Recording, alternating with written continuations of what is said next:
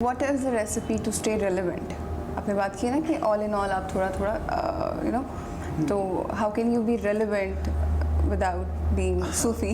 अच्छा, रेलिवेंट जो है देखें, रेलिवेंट रहना जो है बल्कि उसके लिए तो ज़्यादा ज़रूरी है कि आप मतलब अच्छी जो क्वालिटी चीज़ें सिर्फ वो स्टडी करें। अब उसका तरीका ये होता है, इसको स्मार्ट वर्क कहते हैं।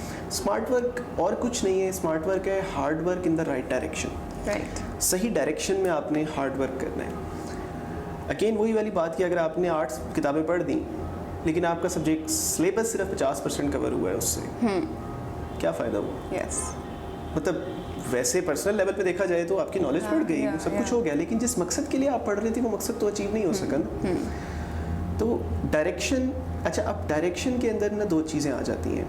डायरेक्शन हर बंदा आपको नहीं दे सकता। डायरेक्शन के लिए ना कुछ सर्टन जगह हैं। फॉर एग्जांपल अब जिस इंस्टीट्यूट में अभी हम बैठे हैं, सुपीरियर सर्विसेज एकेडमी, यहाँ पे मुझे जो इनिशियली, क्योंकि मेरे पास सिर्फ 4 महीने थे, मेरे लिए CSS पास करना एक ही सूरत में पॉसिबल था कि मैं स्मार्ट वर्क करूँ। एग्जैक्टली। तो जो राइट डायरेक्शन यहाँ पे मिली उसने एक बड़ा कलीदी किरदार अदा किया।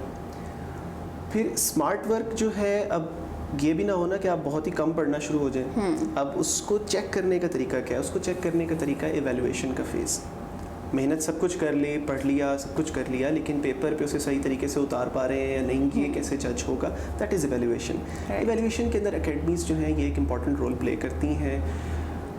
टेस्ट ज़रूर देने चाहिए ताकि आपको पता लगे कि जो मैं स्मार्ट वर्क कर रहा हूँ उससे क्या मुझे फ़ायदा भी हो रहा है या उल्टा नुकसान होना शुरू हो गया है कि मैं चीज़ों को बहुत ही कहना चाहिए कि कॉम्प्लिकेट कर रहा हूँ, बड़ा सरफेस बेस्ड मैं चीज़ों को पढ़ रहा हूँ और मेरी नॉलेज उतनी नहीं है जितनी कि पेपर के लिए चाहिए।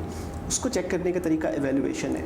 मुझे एवेल्युएशन ने बहुत ज़्यादा हेल्प किया था क्योंकि एवेल्युएशन के बाद मुझे कॉन्फिडेंस आ गया था कि I am on the right track. Right. जब मैंने यहाँ अकेडमी में टेस्ट दिया तो पाक अफेयर्स का, तो मुझे नहीं पता था कि मेरी राइटिंग कितनी अच्छी है, क्या है। मैडम अफीफ़ा जो है उन्होंने पाक अफेयर्स का पेपर यहाँ पे चेक किया मेरा एकेडमी में, तो उसके बाद उन्होंने मुझे कहा कि इस राइटिंग में तो तुम कहानियाँ भी घर की लिखाओगे तो एग्जामिनर तुम्हें नंबर दे देगा। तो अब ये मतलब उन्होंने वैसे मेरी राइटिंग के अप्रिसिएशन के लिए कहा था। तो अब ये चीज़ मुझे इवैल्यूएशन से पता लगी कि मैं पेपर को बड़ा नीट एंड क्लीन अटेम्प्ट कर रहा हूँ। मुझे एक कॉन्फिडेंस मिला, मेरी हौसला अफजाई हुई। और जो मेरी गलतियाँ थी, क्योंकि उसमें मैंने कई चीज़ें क्वेश्चन में कुछ इरेलीवेंट लिख दी थी, वो मैम ने आइडेंटिफाई कर दी। सिमिलरली बाकी सब्जेक्ट्स के अंदर जो चीज़ें आइडेंटिफाई हुई, मैंने उन मिस्टेक्स को वहीं पे रेक्टिफाई कर लिया। राइट। बजाय ये कि वो मिस्टेक्स मैं एग्ज़ाम में जाके करता।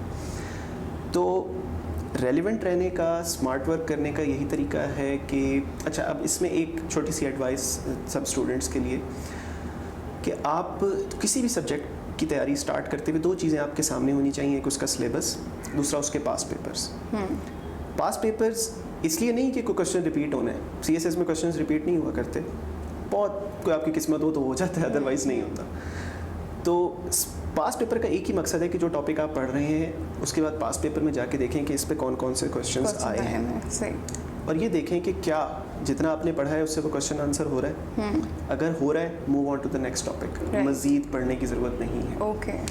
एक ये भी तरीका है। वैसे तो डायरेक्शन वाली बात जो मैंने की वो आपको सीनियर से, एकेडमी से मिल सकती है, लेकिन एक अगर आप सेल्फ एफर्ट करना चाह रहे हैं तो वो ये है।